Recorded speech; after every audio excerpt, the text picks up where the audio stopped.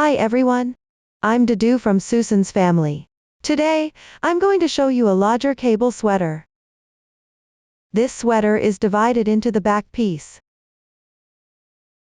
the front piece, the sleeves, sewing, and the collar sections.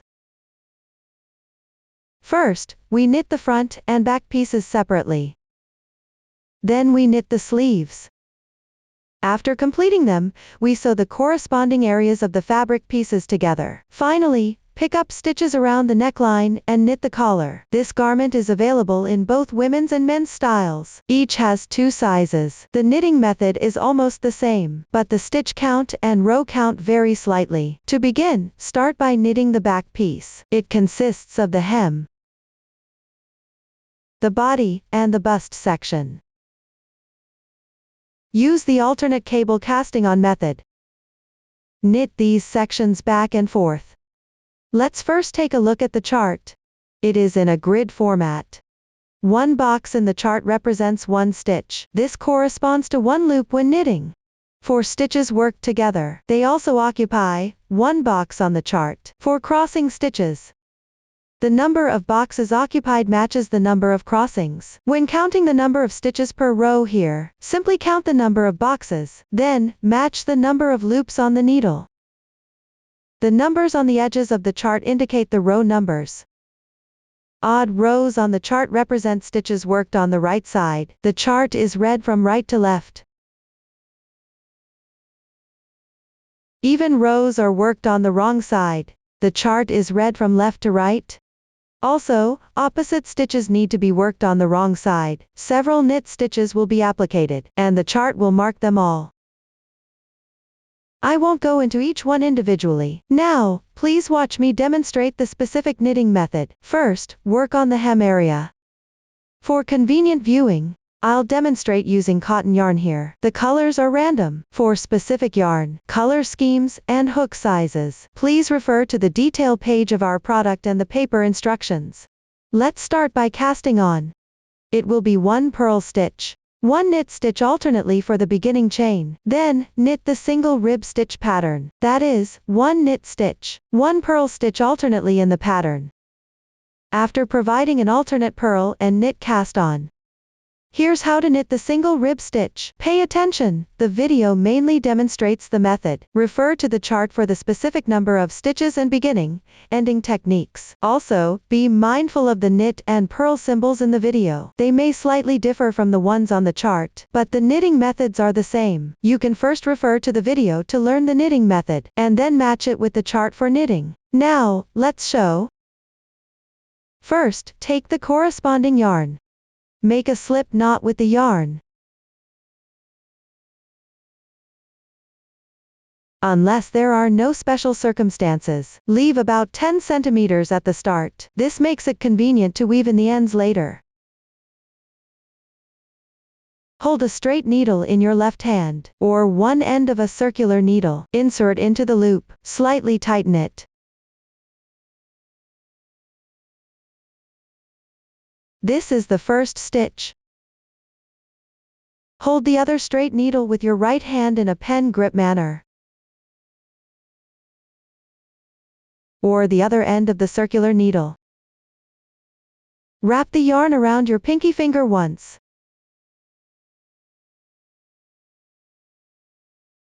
Use your ring finger and middle finger to gently pinch the yarn.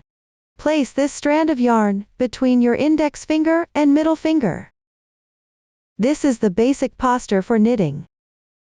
If you're alternating cable for casting on. After the first stitch is cast on, there are 2 scenarios. One way is to count the first stitch as a purl stitch. One scenario is that the first stitch counts as a knit stitch. These 2 depend on the specific situation. In most cases, we count the first stitch as a purl stitch. The second stitch starts with a knit stitch. Place the right needle above the yarn. Insert downwards into the loop on the left needle. Use your right index finger to guide the yarn. Yarn over and draw it through. Slip it onto the left needle. Don't pull the yarn too tight, or it will be hard to pick up stitches later. The second knit stitch is now cast on. You can see the yarn is below. Next, we'll start the purl stitch.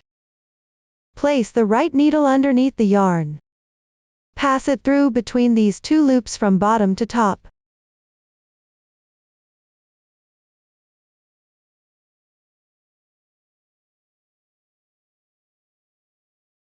Pay attention that this is the position between the loops. Do not pass through the loops. Then yarn over. Draw through. Slip it onto the left needle. This is the third stitch. This one is a purl stitch. You can see the yarn is above. Continue with the knit stitch cast on. Place the right needle above the yarn. Insert between the loops.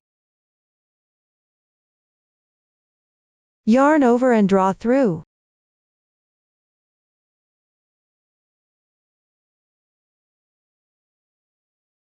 This is the fourth stitch. Cast on one more purl stitch. Place the right needle below the yarn.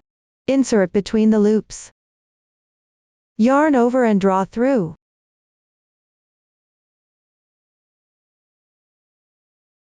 This is the fifth stitch. Continue to alternate casting on knit and purl stitches. When the yarn is above, cast on a knit stitch.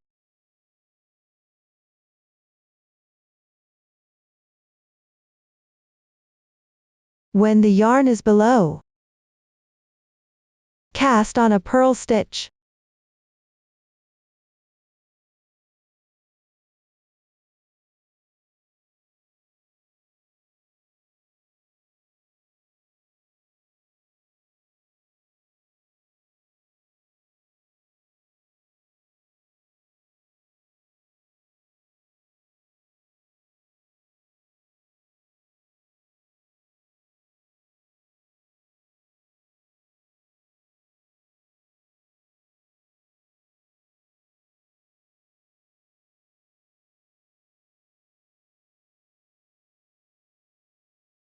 Cast on until you reach the required number of stitches. In another case, count the first stitch as a knit stitch. Then cast on the second stitch as a purl stitch.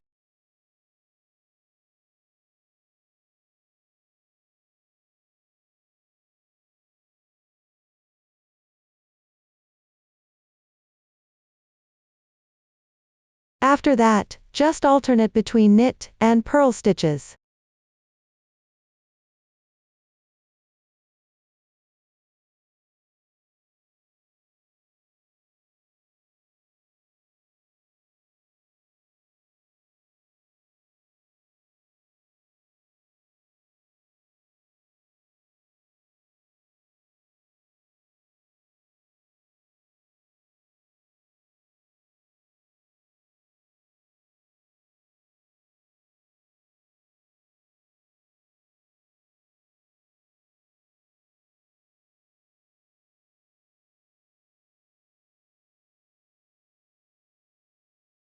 This is the method for alternating cable cast on.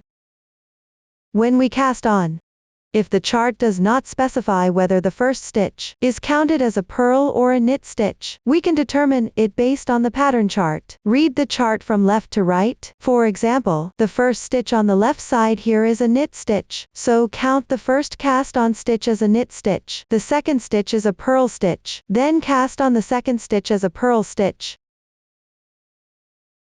After that, just alternate between knit and purl stitches. Another example with this chart, the first stitch on the left side is a knit stitch, so we count the first cast on stitch as a knit stitch.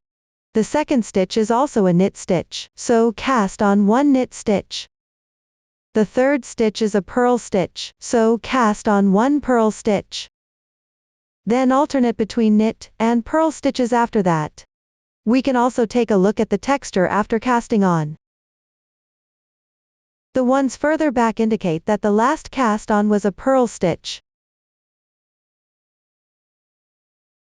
The ones closer to the beginning all indicate that the stitches just cast on are knit stitches. I have fewer stitches here, mainly to explain the method. According to the chart above, you can see that, after completing the cast on, we start knitting the single rib stitch pattern. The single rib stitch is essentially a texture of alternating one knit stitch and one purl stitch. Start with the first row. The first row is worked on the right side. Reading the chart from right to left, work all stitches identical to the chart. Pay attention. For different products, the number of stitches at the beginning and end of the fabric piece may vary. You can simply follow the pattern chart when knitting. If the beginning and ending differ from the sample swatch, you can first watch me demonstrate the knit and purl stitch techniques. Then follow the pattern to knit. The first stitch on the sample chart is a vertical line symbol, which indicates a knit stitch. When knitting, take one straight needle with your right hand, or the other end of the circular needle. Wrap the yarn once around your right pinky finger.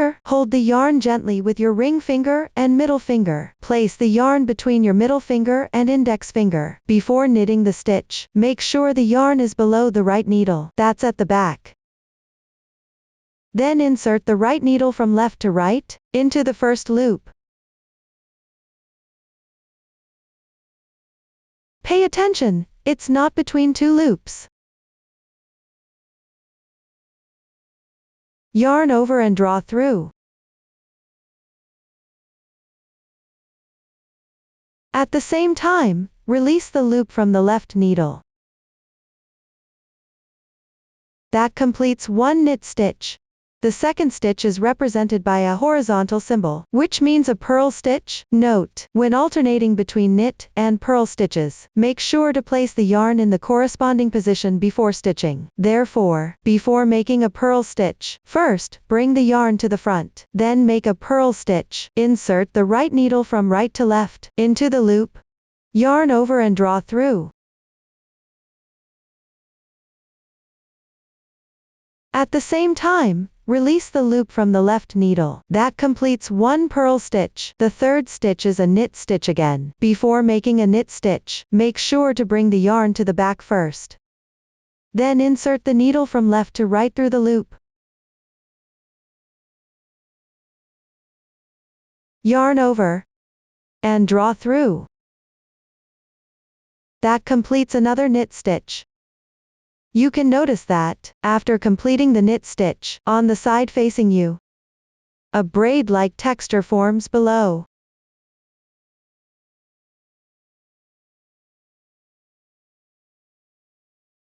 When looking at the other side, it appears as a horizontal line here. The fourth stitch is a purl stitch again. Place the yarn in front of the needle. Insert the needle from right to left into the loop. Yarn over and draw through. And that completes one purl stitch.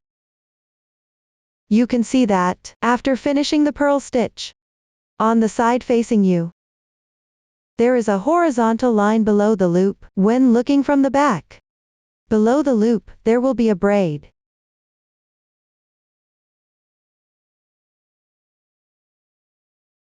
Continue to alternate between one knit stitch and one purl stitch. Pay attention. Every time, you need to place the yarn in the corresponding position before knitting. That is, before knitting a stitch, place the yarn behind first.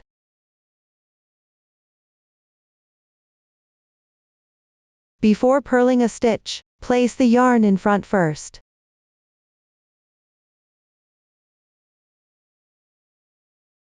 If you can read the texture, you can also follow the texture to knit. The loop that is closer to the front is a knit stitch. The loop that is further back is a purl stitch. When you see a knit stitch, do a knit stitch.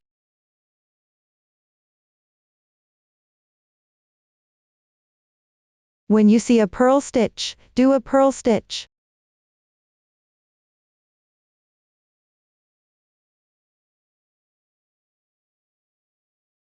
Repeat this process, and continue until you finish this row.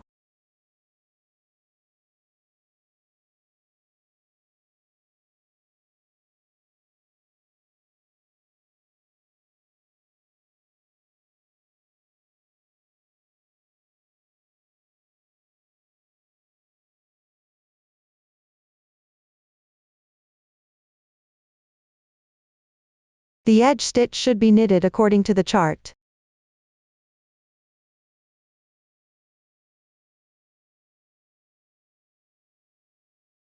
Now, the first row of the sample swatch is finished. If you're not quite good at counting rows, after finishing the first row, you can place a mark on any braid on the right side, making one mark. This makes it convenient for counting rows. When you don't have a stitch marker, you can use a safety pin or a paperclip as a substitute. It also serves as a mark on the front side. Then proceed to the second row. Work row 2 on the wrong side. When reading the chart from left to right, you need to work the stitches opposite to the chart. That means knitting symbols are worked as purls, and purl symbols are worked as knits. The first symbol in the swatch chart is a knit stitch, so I'll work one purl stitch. Note: when working a purl stitch, make sure to place the yarn in front of the needle before stitching.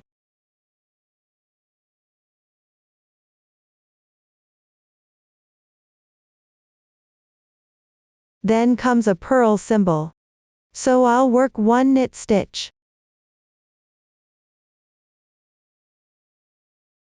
You can also follow the texture to knit. If you see horizontal bars underneath, which is the purl texture, then work a purl stitch. If you see braids underneath, which is the knit texture, then work a knit stitch. Horizontal bars mean purl stitches. Braids mean knit stitches. Continue to work by following the textures. Finish working row 2.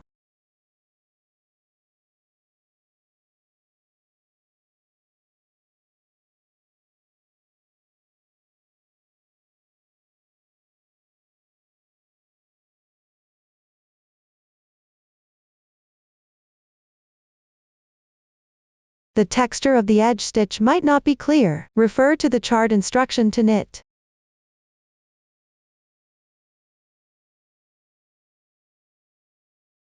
Row 2 is now finished. Move on to work row 3. Similarly, you can follow the textures underneath to knit.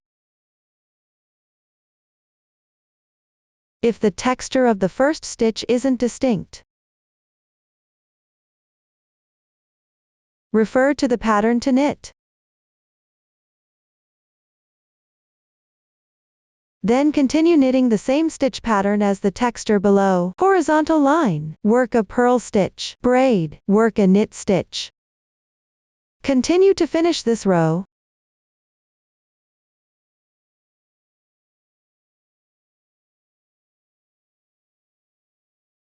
The last stitch can also be worked according to the chart instruction. Hem.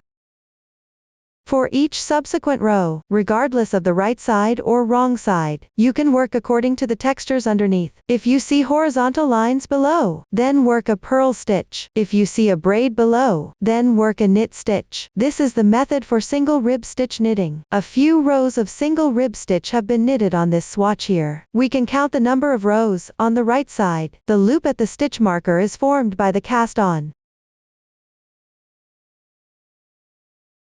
1 braid equals 1 row. There are 5 braids here,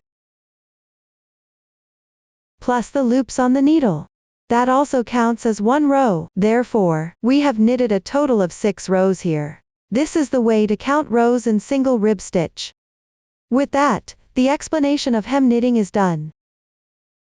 Having completed the number of rows for the hem, we will proceed to knit the body. Make sure to use the corresponding circular needle size. Start by working row 1. Here, I will demonstrate using this swatch. Start with 1 knit stitch.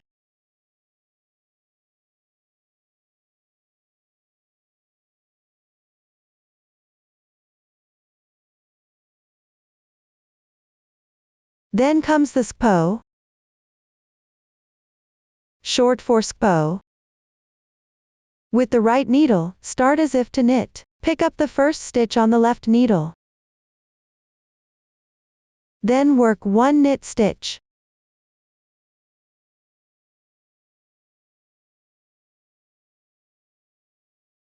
Next, use the left needle to pick up the unworked stitch. And pass it over the worked stitch, and slip it off. The right stitch will be on top of the left stitch. One bow stitch is now done. Continue following the chart, alternating between knit and purl stitches in the corresponding amounts.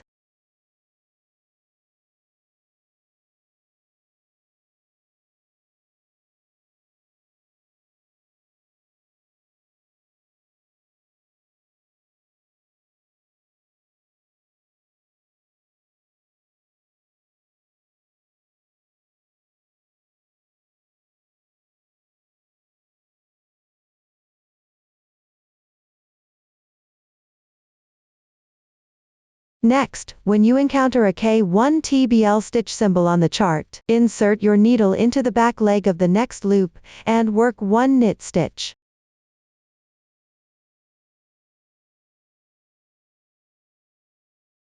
That completes 1 K1 TBL. Moving forward, whenever you need to work K1 TBL stitches on the right side, you can refer to this method, then, refer to the chart again. Work the corresponding number of purl and knit stitches until the next K1 TBL stitch.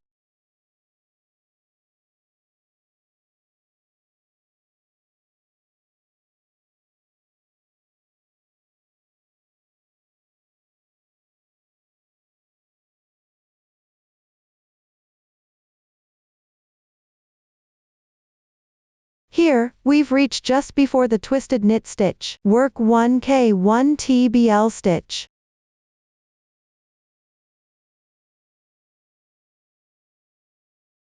For the remaining part, everyone can finish it by referring to the pattern chart.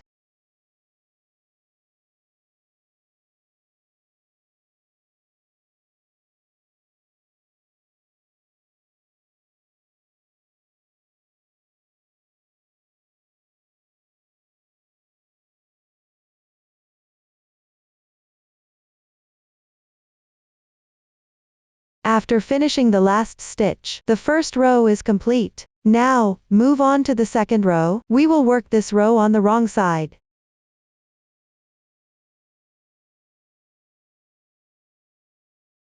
You'll need to work the stitches opposite of what's shown in the chart. Everyone should follow the chart until just before the first K1 TBL stitch.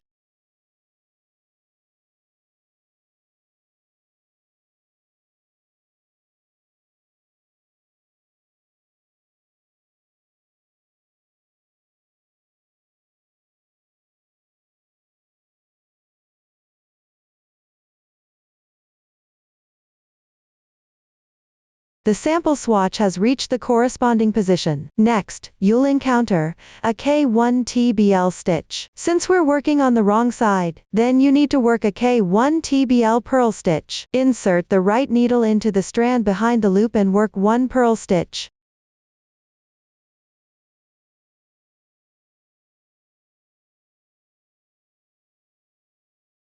When viewed from the other side, the right side will show the texture of a K1 TBL knit stitch. This matches the chart. For any future K1 TBL stitches that need to be worked on the wrong side, you can refer to this method. Continue following the diagram to finish this row.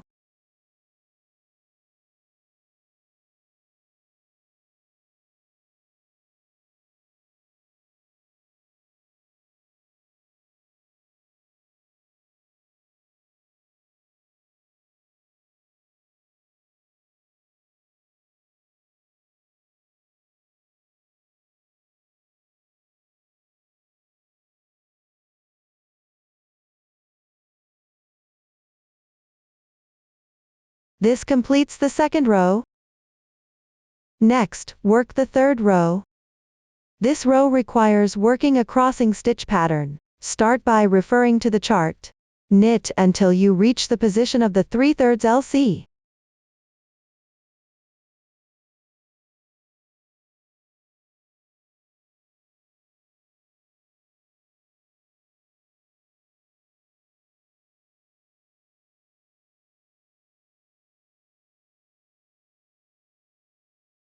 Once at the corresponding position, work the 3/3 LC downwards. First, switch the positions of 6 loops on the left needle, placing the 3 rightmost loops above. You can use a cable needle here. First, slide the 3 rightmost loops over to the cable needle.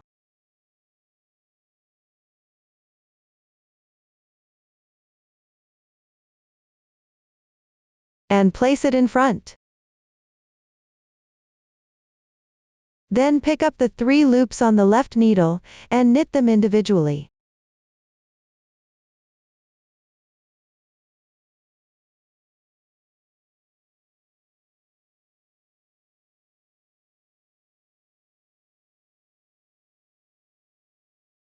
After completing that, pick up the loops from the cable needle in front, and knit 3 stitches.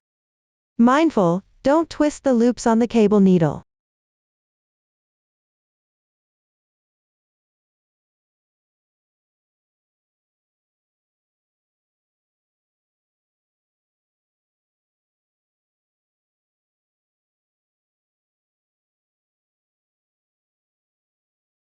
This completes the 3/3 LC.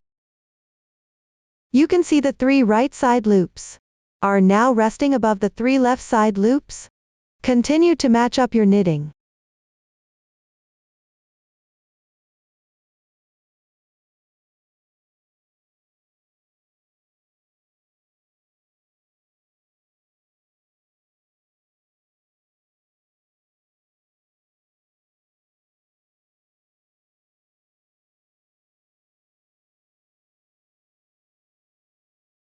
Here you'll encounter a 2/2 LC. Continue using the cable needle. First, slide the 2 loops on the right over to the cable needle.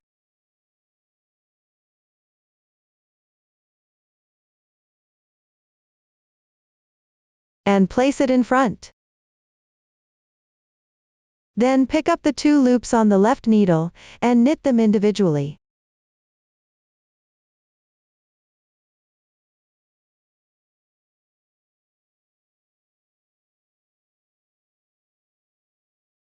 After completing that, pick up the loops from the cable needle in front, and knit 2 stitches.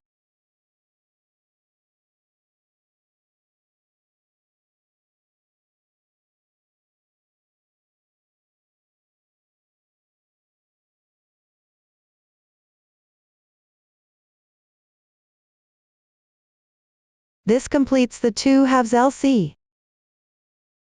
Continue following the chart for knitting.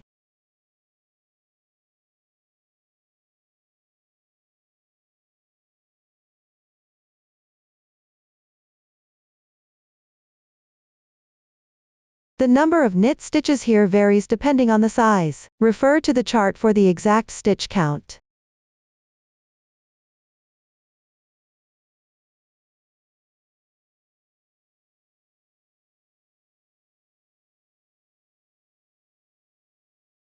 When you encounter a 3/3 RC, first slip the 3 loops on the right,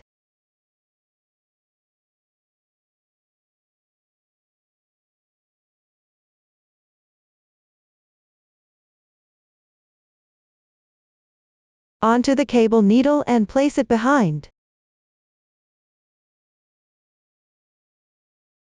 Then pick up the 3 loops on the left needle, and knit them individually.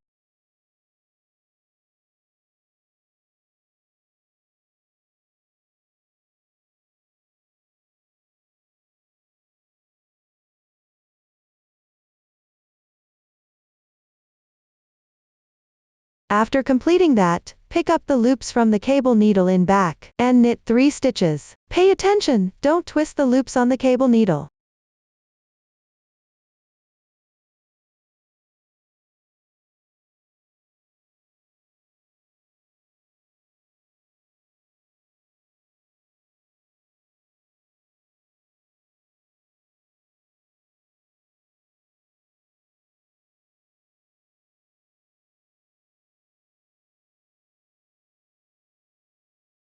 They should stay above the 3 loops on the right.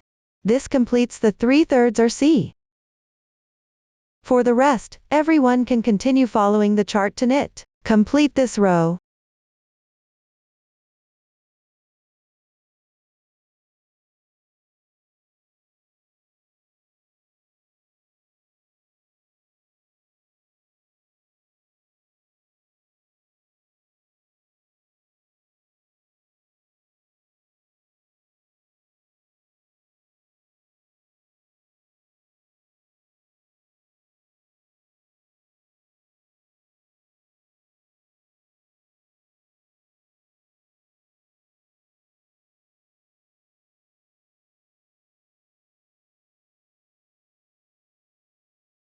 After finishing the last stitch, the third row is done. For the next fourth row, just follow the chart and work the opposite stitches. The position of the crossing stitches follows the order of the loops. You can simply knit them as indicated. For the remaining rows, you'll be working corresponding, knit, purl stitches, and K1 TBL stitches.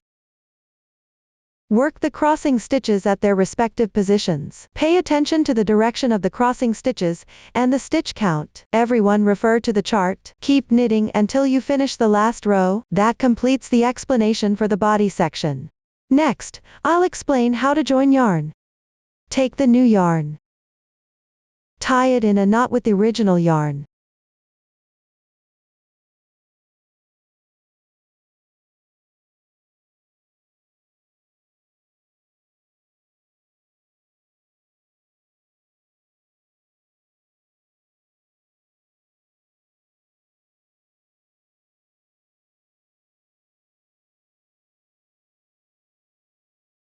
Pull the knot tight to the base.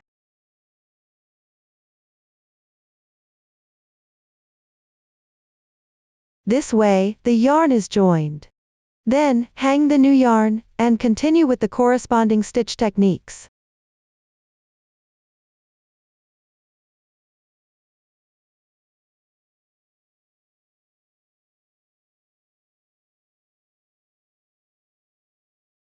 Finally, weave in the yarn tails on the wrong side following the texture.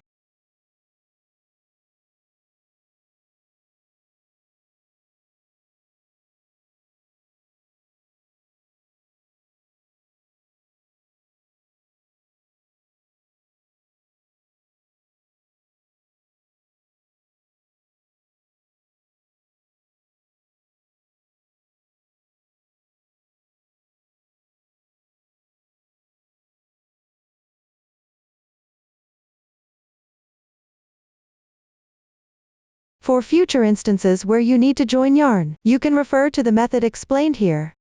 After completing the body, move on to knitting the chest piece. I'll demonstrate the method for binding off underarm stitches using this swatch. Here, we use the knit bind off method. Bind off while knitting the stitches. You can first mark the number of stitches to be bound off with a stitch marker. The stitch count for this swatch is arbitrary. For the exact stitch count, refer to the chart. If you don't have a stitch marker, you can use a paperclip or safety pin as a substitute. The position to the right of the stitch marker indicates the number of stitches to be bound off.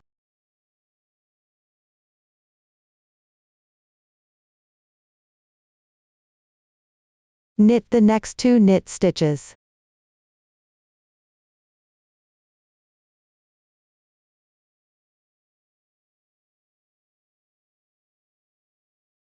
Then pick up the first stitch with the left needle. Cover the second stitch behind it. And slip it off. This way, you've bound off 1 stitch. Continue with 1 knit stitch.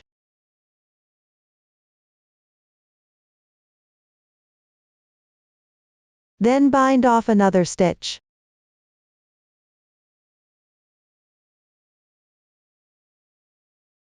Continue knitting and binding off following this method.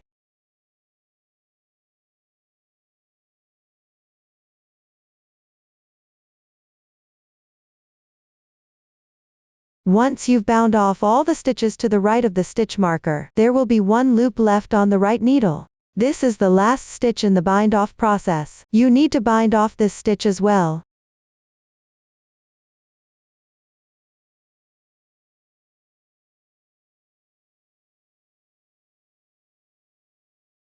At this point, you've completed the corresponding number of stitches to bind off. The loop on the right needle is the first stitch of this row. For the remaining section, knit with the corresponding stitch pattern. Complete it as instructed.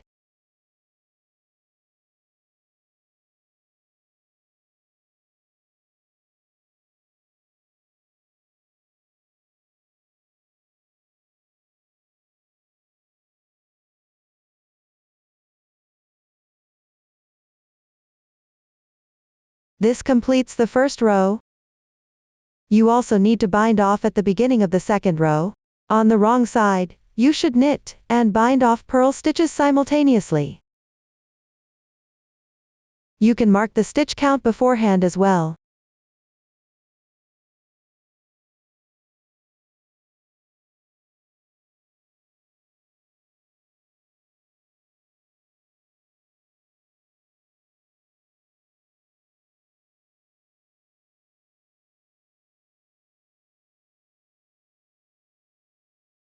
Then, knit 2 purl stitches.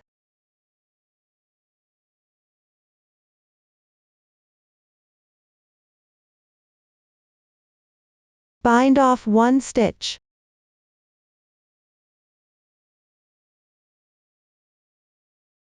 Continue knitting and binding off.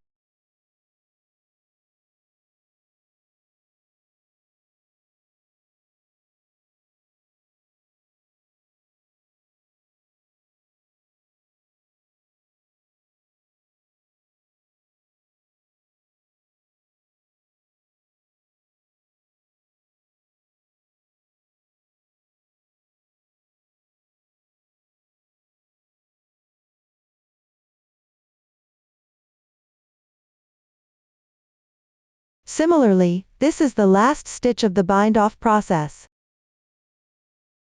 Bind it off.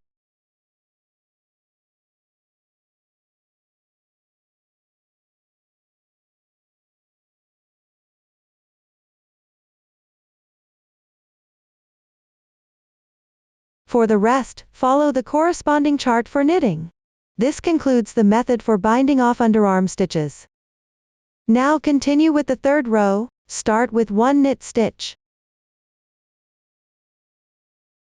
Then make 1 double knit SPO.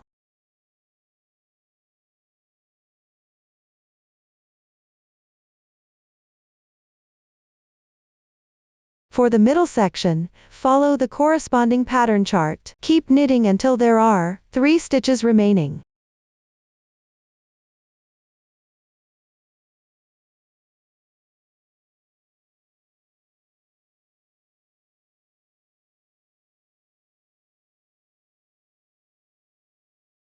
You have now reached the corresponding position. The next instruction in the chart shows a knit stitch followed by K2 tog. This is commonly referred to as a K2 tog.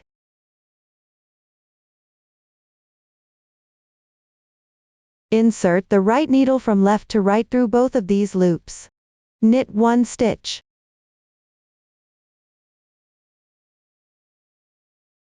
This completes the K2 tog. The left loop is now on top of the right loop.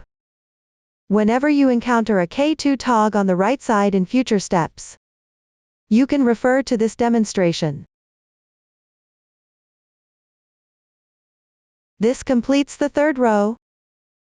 For the women's small size, the remaining rows on the larger sizes, and men's small size require decreases at the second stitch from both ends when working on the right side. Decrease stitches at these positions.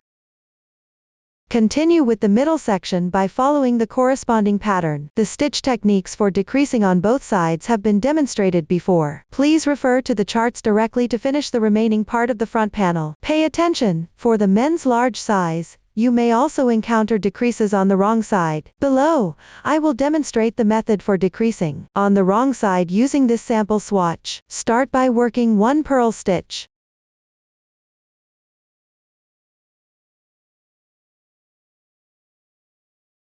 Then, you reach the position for the K2 tog. Here, you need to work AP2 tog decrease.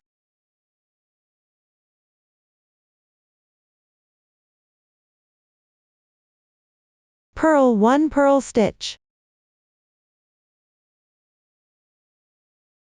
The P2 tog is now complete. When you flip it over, the left side loop should be on top.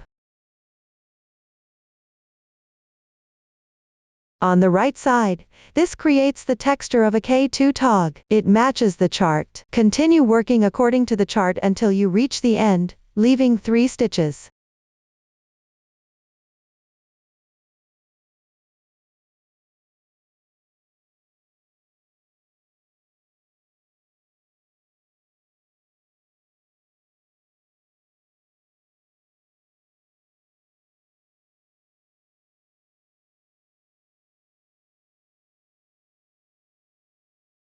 The sample swatch has reached the corresponding position. Next, you'll encounter a SPO. Since this is worked on the wrong side, you need to work a SPO. Start by swapping the positions of the 2 loops on the left. That is, pick them up one by one onto the right needle.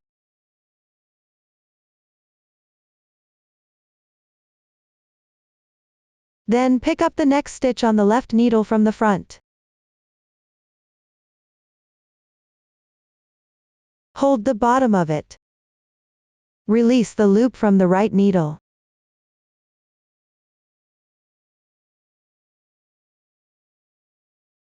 And then put it back onto the left needle.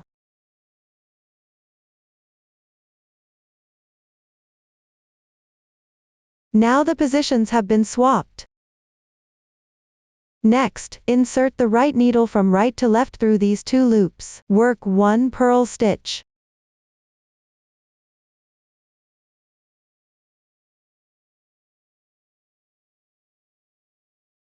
One purl stitch for the SPO is done.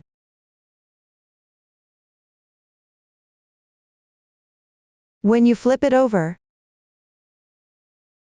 the loop on the right will be on top. On the right side, you can see the texture of the knit stitch SPO. It matches the chart.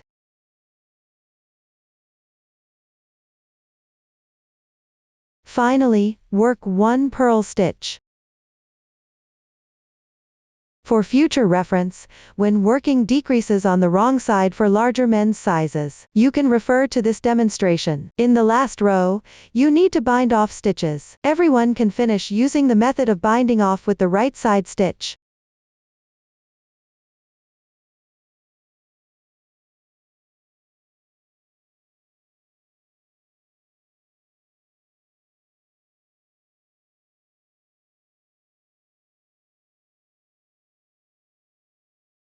After completing the last stitch, cut the yarn, leaving a 15 cm tail at the bottom. Then stretch the loop. Draw the yarn through the loop. Slightly tighten it. This is equivalent to making a knot. Leave the yarn tail for now without trimming. That completes the explanation of the chest piece. At the same time, the back piece has also been explained. Next, we will work on the front piece. It consists of the hem, the body, the chest piece, and the shoulder parts. The hem and body are worked in the same way as the back piece. The method for the body and chest piece is identical to that of the back piece, only the row numbers are different. Lastly, when knitting the shoulder parts, you need to bind off stitches for the neckline. Everyone, refer to the pattern to complete the hem, body, and chest section of the back piece. Now we've reached the shoulder part section.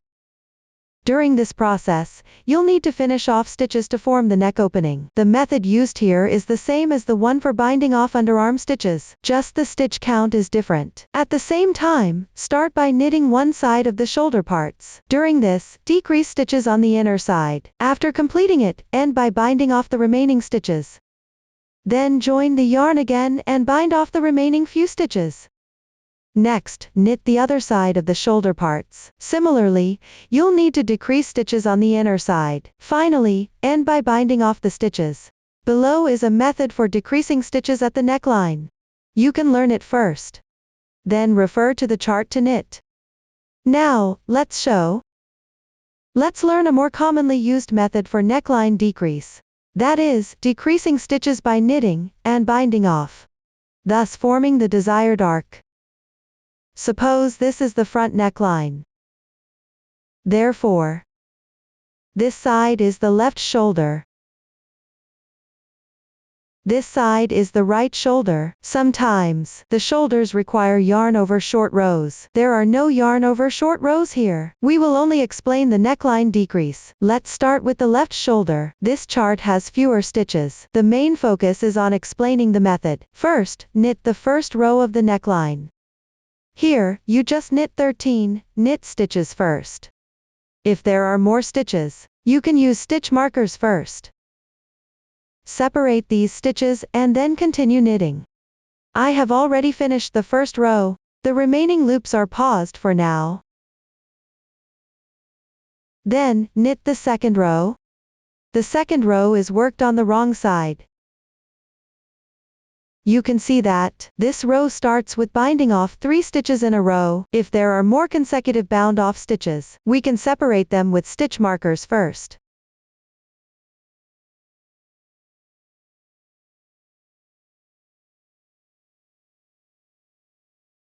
Start binding off the stitches.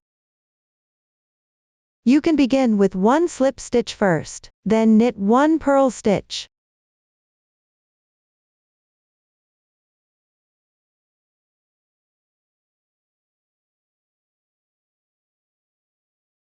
Then pass the first stitch over the second stitch.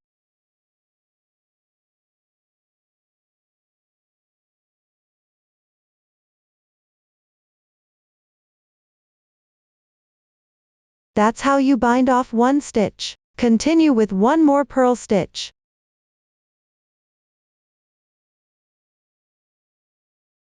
Then bind off another stitch.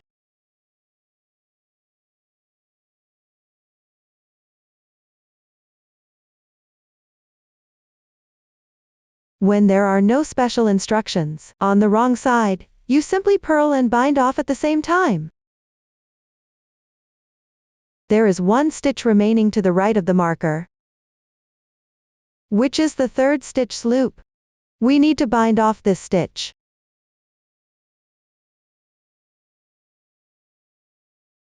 Therefore, you need to work 1 more stitch and bind it off. The next stitch is the one adjacent to the last bind off symbol.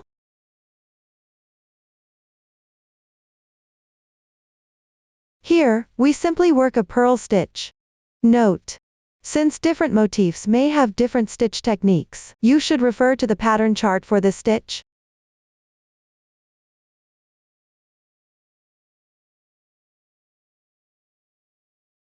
After finishing, bind off the 3rd stitch.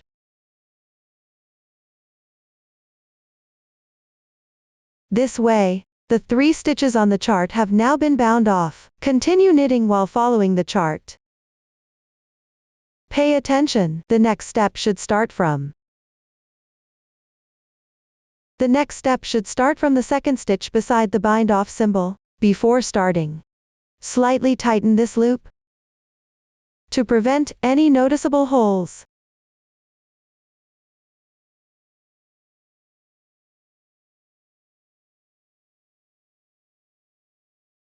There's no special motif here, so we will work all stitches as purl stitches.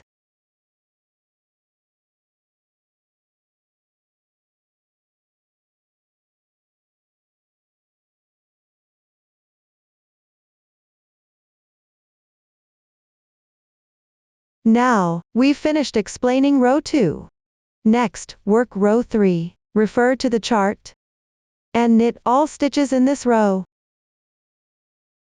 I've already completed it. Continue with row 4. Here, just bind off 2 stitches at the beginning. The method is identical to row 1.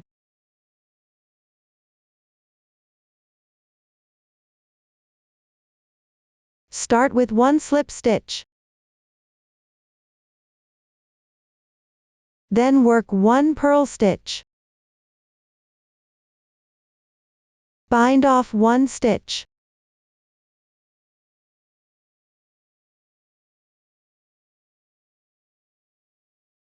Continue with another purl stitch. Bind off 1 more stitch.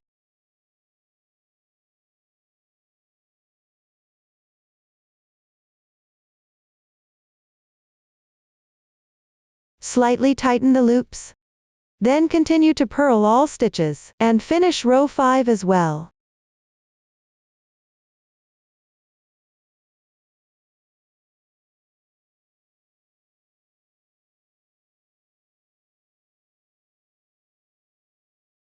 Now, I've completed row 5. Continue with row 6.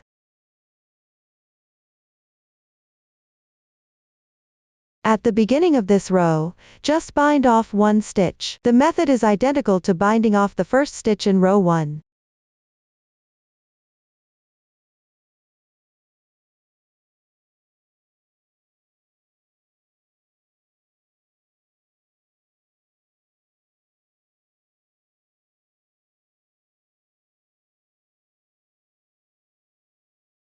After completing it, purl all stitches.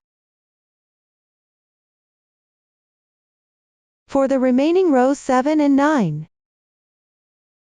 knit all stitches. Row 8 is the same as row 6. Bind off one stitch at the start. Row 10 doesn't require binding off any stitches, just knit the stitches normally. Now, I've finished knitting these 10 rows.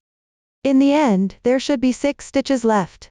Next, knit the right shoulder. Before knitting, we need to bind off 9 stitches in the middle first. You can use a stitch marker to separate them.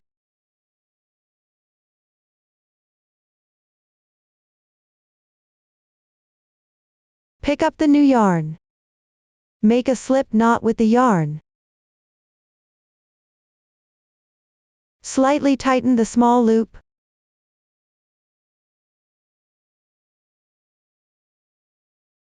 Knit the first 2 stitches.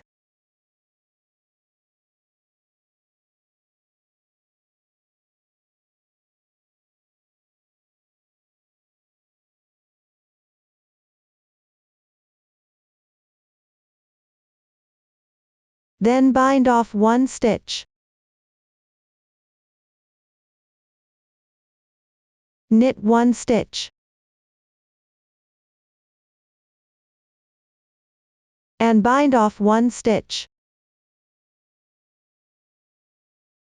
If there's no special instruction on the right side, it means bind off while knitting the stitches. Continue to bind off the remaining stitches.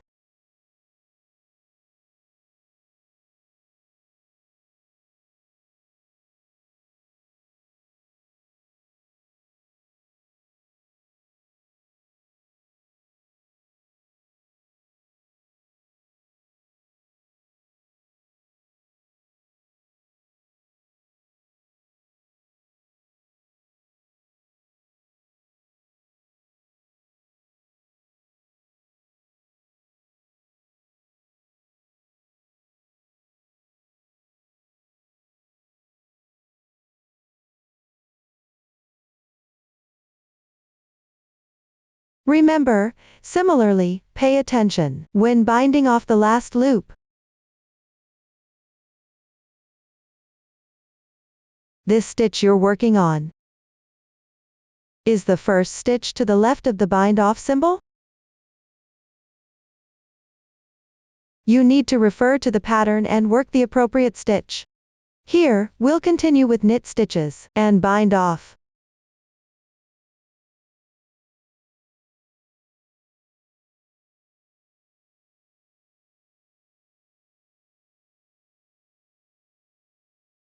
Once finished, start from the second stitch and complete the row. Then, work the second row entirely and purl stitches on the wrong side.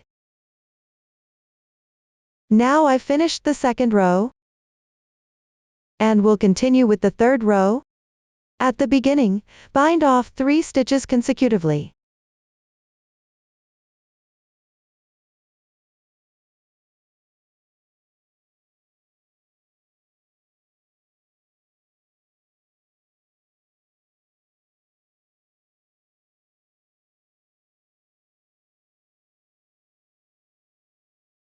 You can start with 1 slip stitch and 1 knit stitch.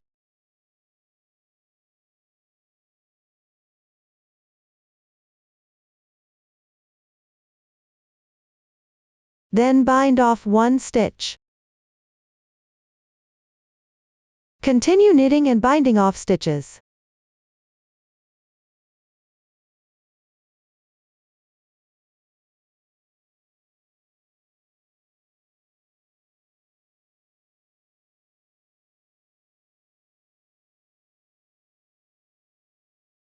Now, the 3 stitches are bound off. Continue to finish the 3rd row, and complete the 4th row.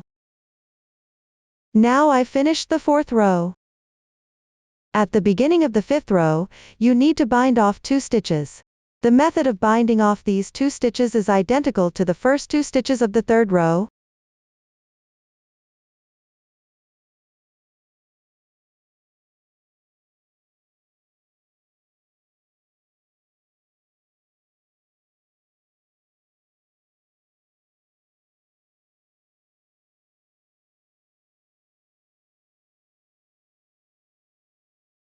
For the upcoming 7th and 9th rows, you will also bind off 1 stitch at the beginning of each row. The method of binding off this stitch is the same as the first stitch of the 3rd row. I will continue to finish the remaining part of the right shoulder. Now I've finished the right shoulder. There should also be 6 stitches left here. So, this is the end of the explanation for the neckline decrease method. After completing, you need to sew together the front and back pieces. Sew upwards from the hem to the position where the underarm stitches are bound off. Use the row-to-row sewing method. Below, I will demonstrate this sewing technique. Everyone can learn it first, and then sew according to the actual situation later. Please watch the demonstration. Next, let's learn how to connect row to row. We usually use the invisible sewing method for this. When sewing, pick up the horizontal strands along the edges of 2 stitches. Let's first familiarize ourselves with the fabric piece. First, find the first stitch on the edge. The first edge stitch typically has 4 possible cases. The first case is a slip stitch. This means picking under the texture without knitting. It forms a large braid. The second case is also a slip stitch. However, when slip stitching, it goes against the texture on the bottom side. This forms a knot like this.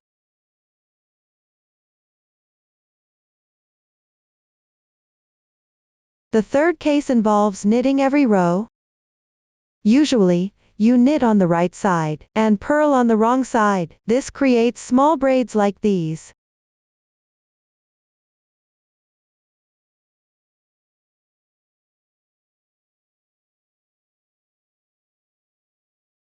The fourth case also involves knitting every row. Typically, you knit on both the right and wrong sides. It forms a ridged stitch.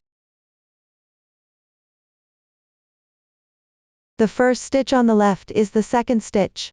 For example, this fabric piece. When viewed from this side, the second stitch shows the knit texture.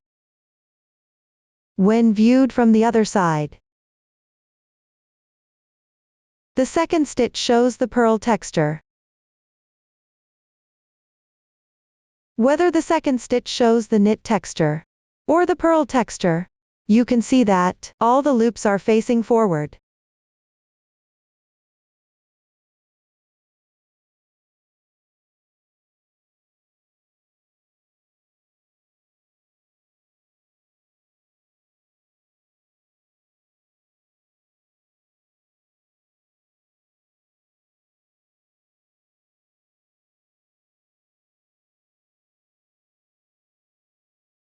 These reversed loops with the horizontal bars below are the horizontal strands between 2 stitches.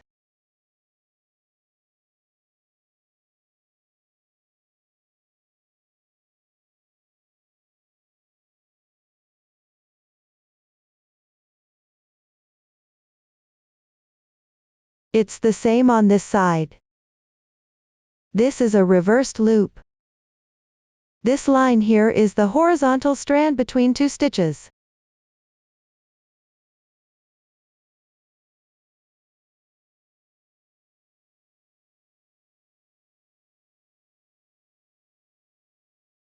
It's the same for edge stitches and ridged stitch.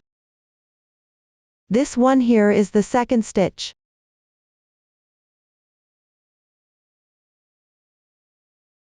This entire column is the second stitch. The forward-facing loops. Between these two stitches. The reversed loops. This line here is the horizontal strand between two stitches.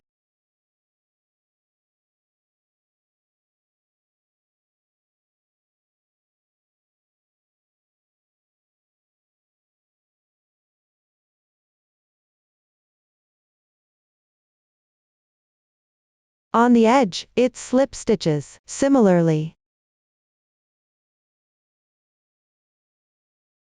between these two stitches, there are also horizontal strands.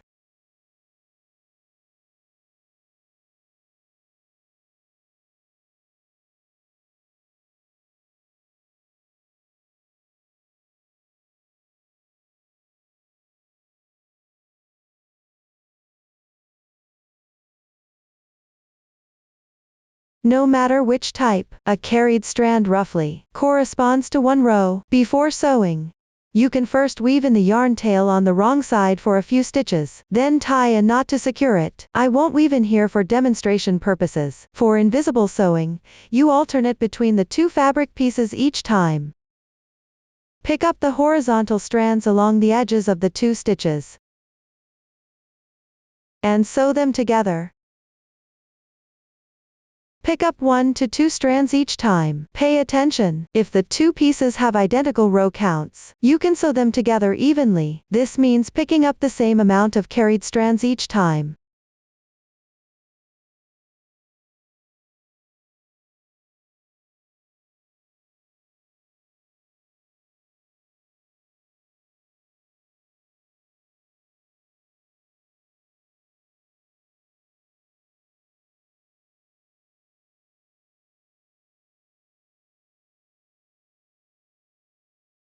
Always insert the needle where you last pulled out.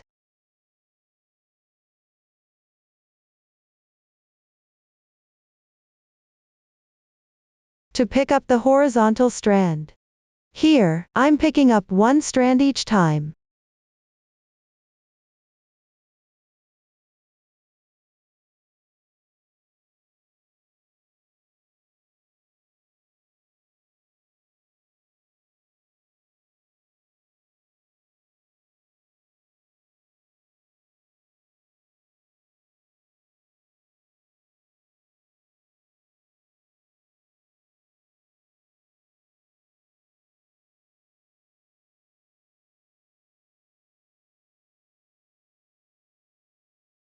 After sewing a few stitches, slightly tighten the yarn.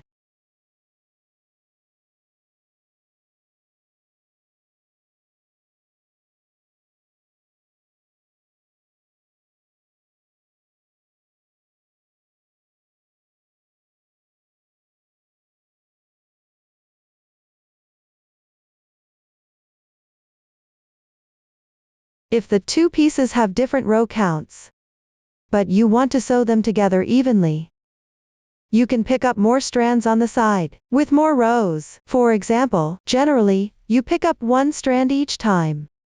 But on the side with more rows, you can pick up 2 strands, at appropriate positions instead.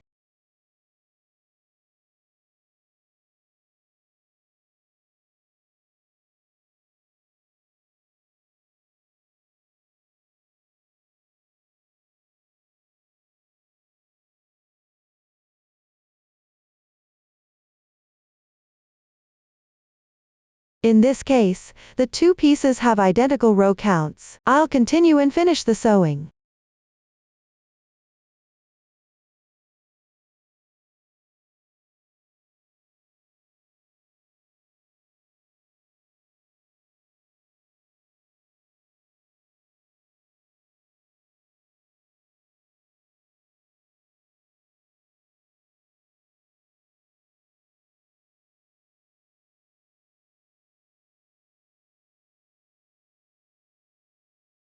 This is the method for seamless sewing of rows.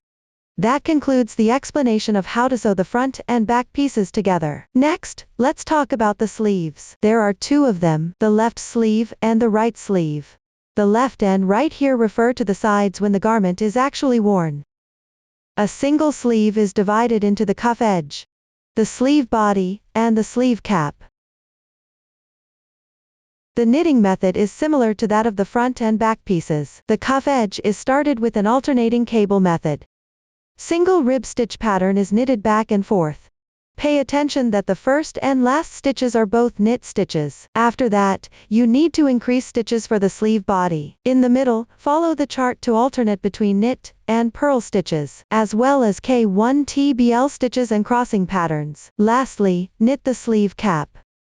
You need to decrease stitches on both sides of the sleeve cap. In the middle, correspondingly knit the pattern. For the final few rows, bind off along one side. The only difference between the left and right sleeves is that the direction of binding off for the last few rows is opposite. The rest of the knitting method is the same. Other methods and stitch techniques have been demonstrated and explained earlier.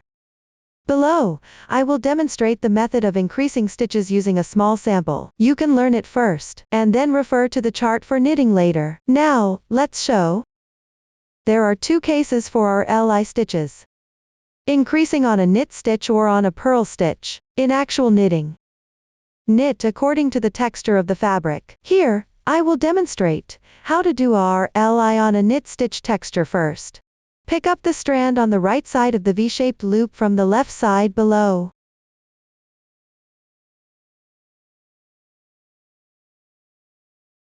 Knit one knit stitch. This is the added stitch. Then continue by inserting your hook into the next loop and make one knit stitch.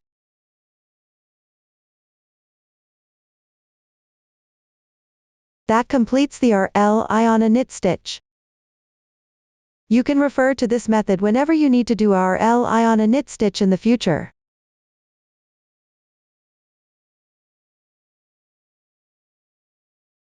Now, I'll demonstrate how to do RLI on a purl stitch texture with a knit stitch. Pick up the small horizontal bar in front of the loop. Knit one knit stitch.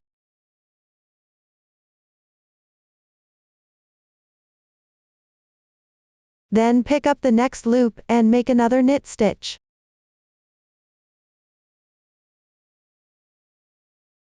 That completes the RLI on a purl stitch. Anytime you encounter RLI on a purl stitch later, you can refer to this method. For the remaining increases and patterns in this row, just refer to the pattern chart to knit. On the 7th row of the sleeve body, when you encounter the LLI symbol, I'll demonstrate using this sample. First, pick up this loop and knit one knit stitch. Then find the second braid below the loop. Insert the left needle from left to right and pick up one strand on the left side of the braid. Then make one knit stitch.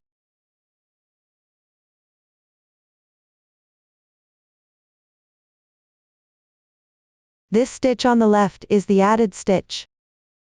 That completes the LLI. Anytime you encounter a LLI moving forward, you can refer to this demonstration. For the remaining rows of the sleeve body going down, there will be RLI and LLI on both sides every few rows.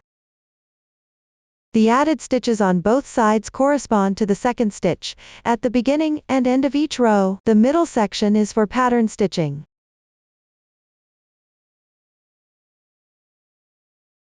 All the stitch techniques used for the sleeve cap have been demonstrated before. Pay attention to the decreases on both sides of the sleeve cap. For some rows, decreases are not made on both sides. Everyone can follow the chart to complete both sleeves. After finishing, sew from the cuff edge upwards, attaching it to the underarm bind-off position.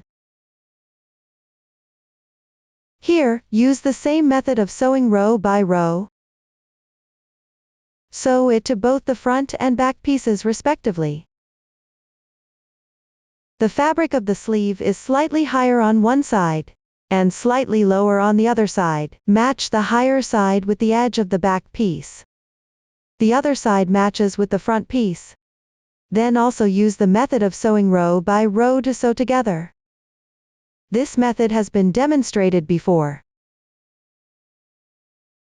The decreases on both sides of the fabric will form a braid-like texture. When actually sewing, you can refer to the position of the braid texture. Everyone can assemble and sew it using the previous method. Pay attention to the position of the bind-off under the arm. Use the needle-to-needle sewing method. Let me explain the needle-to-needle sewing technique a bit more. Everyone learns this first, and then sews and assembles, according to the actual situation later. Both needles are in the bound-off state. The invisible seam sewing method is commonly used. You can leave a long yarn tail at the end of one fabric piece. Thread the yarn tail through the sewing needle. Position it on the back side. Exit the needle from the piece closest to you that doesn't have a yarn tail. That is, exit the needle from the middle of this edge stitch.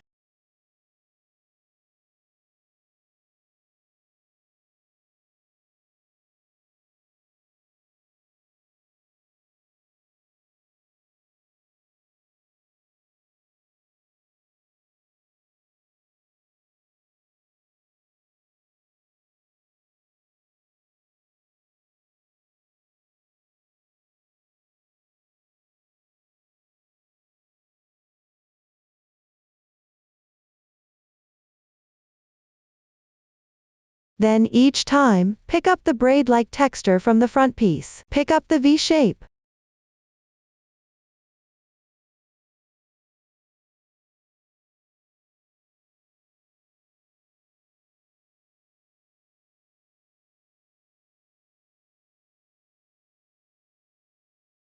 And from the back piece, pick up the inverted V shape.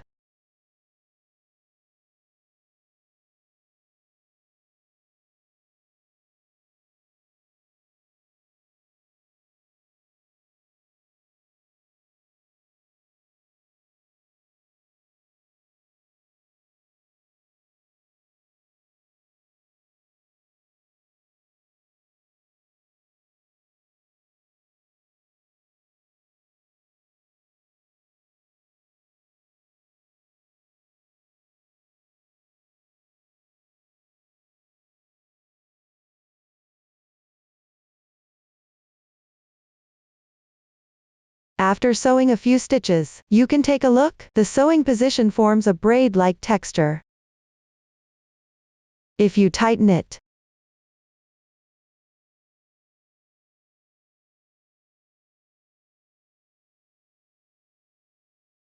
it will create an invisible seam. You won't be able to see the trace of the seam. Everyone can decide whether to tighten based on your preference. I will continue to finish sewing here.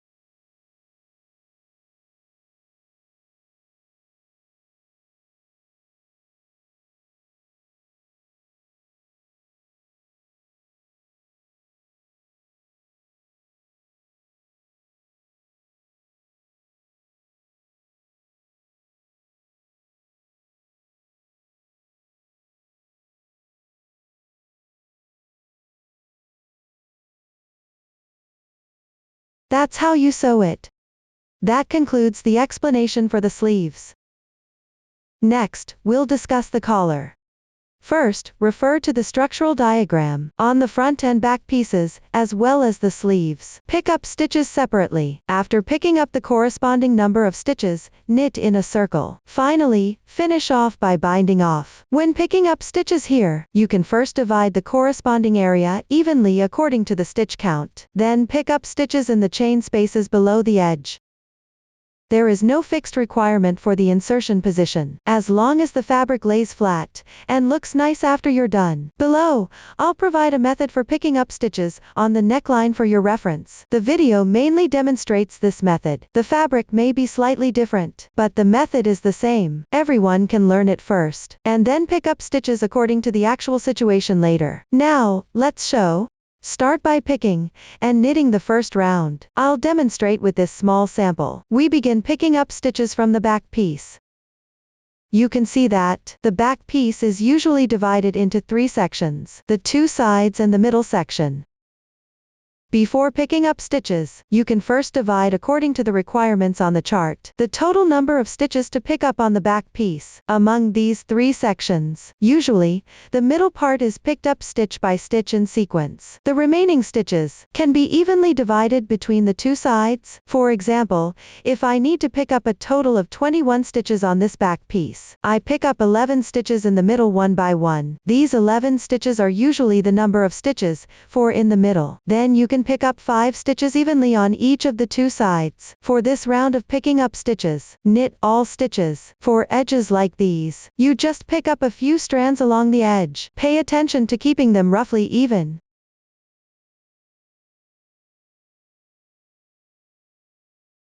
Here, I use different colors of yarn to demonstrate, making it more convenient for watching.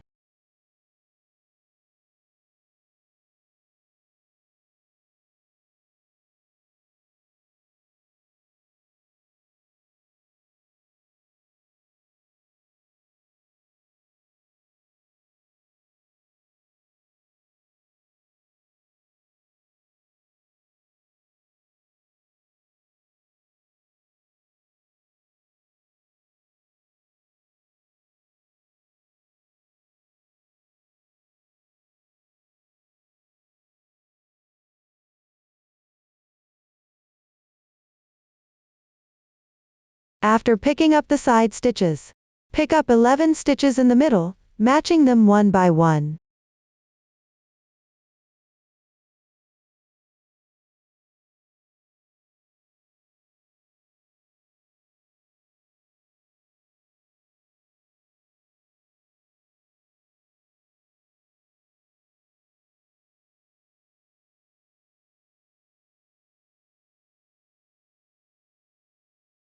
Once completed, for this side edge, continue to pick up 5 stitches evenly.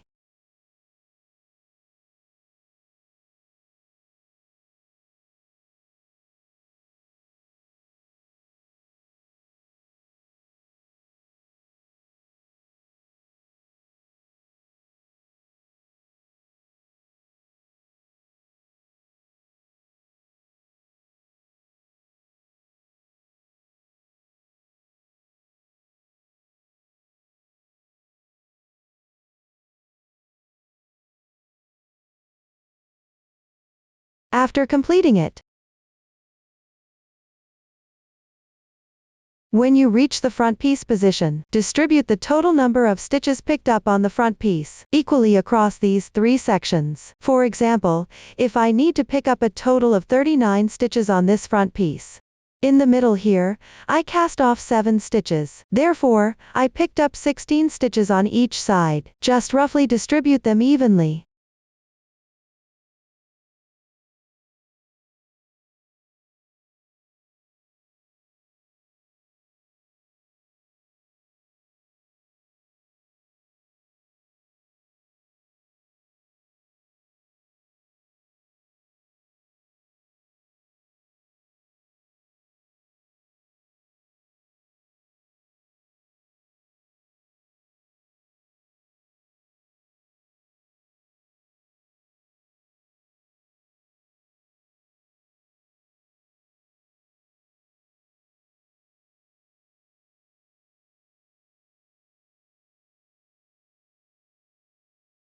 After picking up all the stitches, check the stitch count. Then, distribute them evenly onto 3 straight needles.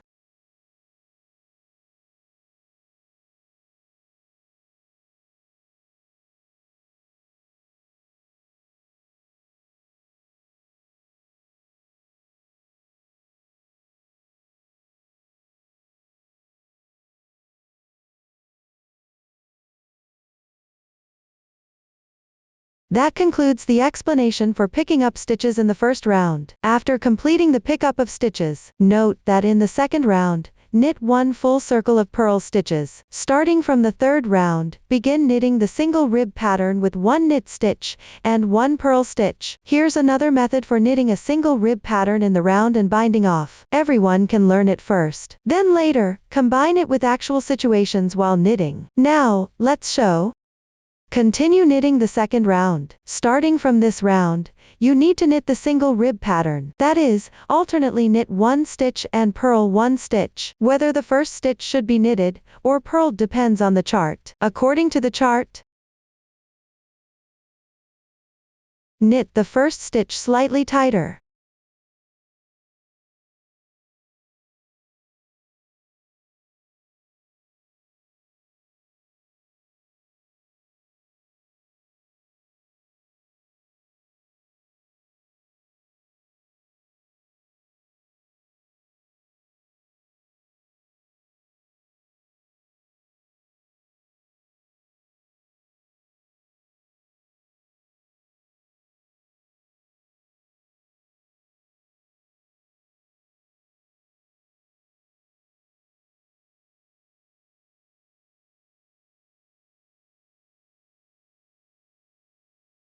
Pay attention. Every time you switch needles, knit the first loop a little tighter. This prevents noticeable stitch marks.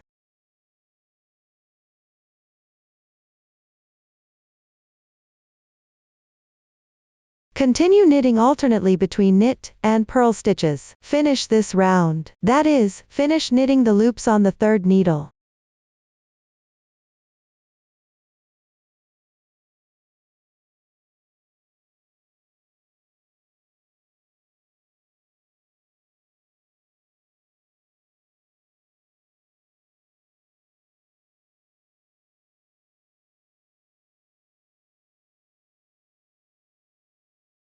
Here, I started with a knit stitch. The last stitch ends perfectly with a purl stitch. Now I have finished the second round.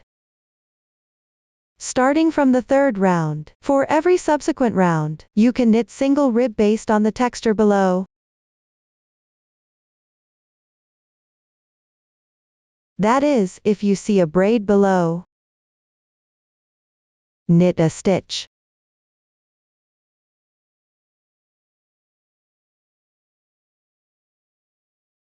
If you see a horizontal line, purl a stitch.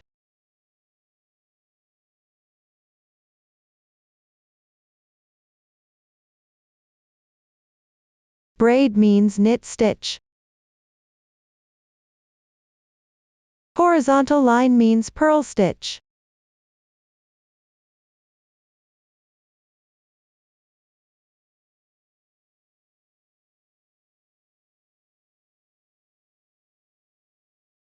Continue knitting the remaining rounds using this method. I have skipped some rounds here. After finishing all the rounds, proceed with single rib bind off.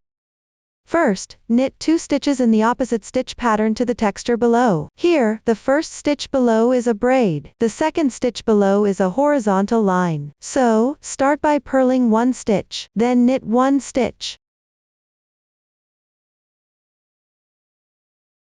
Next, pass the previous stitch over the following stitch.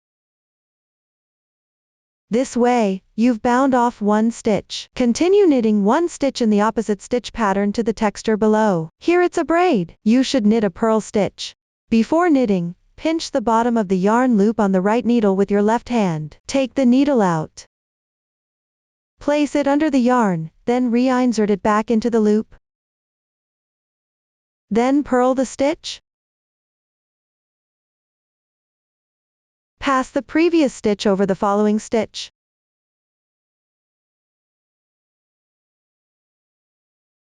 This way, you've bound off another stitch. Continue knitting one stitch in the opposite stitch pattern to the texture below. Here is a horizontal line. You should knit a knit stitch. Before knitting, take the needle out, place it above the yarn, then reinsert it back into the loop. Knit a knit stitch. Then pass the previous stitch over the following stitch. This way, you've cast off another stitch. Each time, you need to knit in the opposite stitch pattern to the texture below, and before knitting, you must change the position of the yarn by moving the right needle. When you purl, the yarn stays above.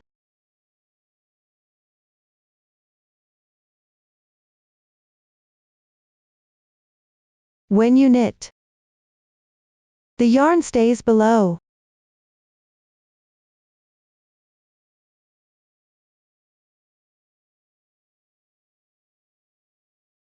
Let's continue casting off the rest of the stitches.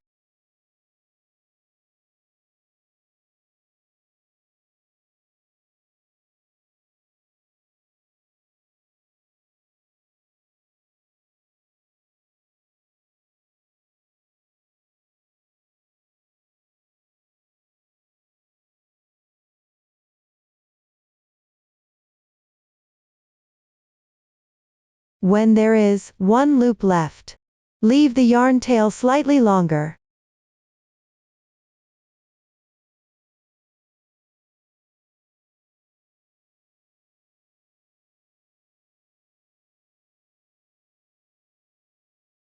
Secure the loop. Finally, you can use this yarn tail to sew the beginning and ending together. Make sure there are no noticeable notches.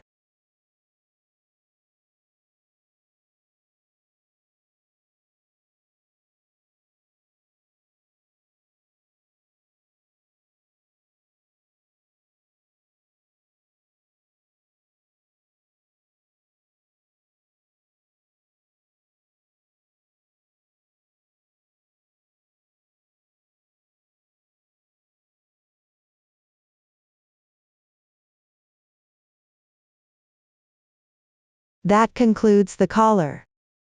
Lastly, hide the yarn tails inside the fabric. That completes the explanation of how to knit the collar. Up to this point, the entire process of making the garment has been fully explained. If you have any questions during the process, don't hesitate to reach us via our website. Susan's Family, supporting your handwork experience, sharing the joy of life. Thanks for watching. See you in the next episode.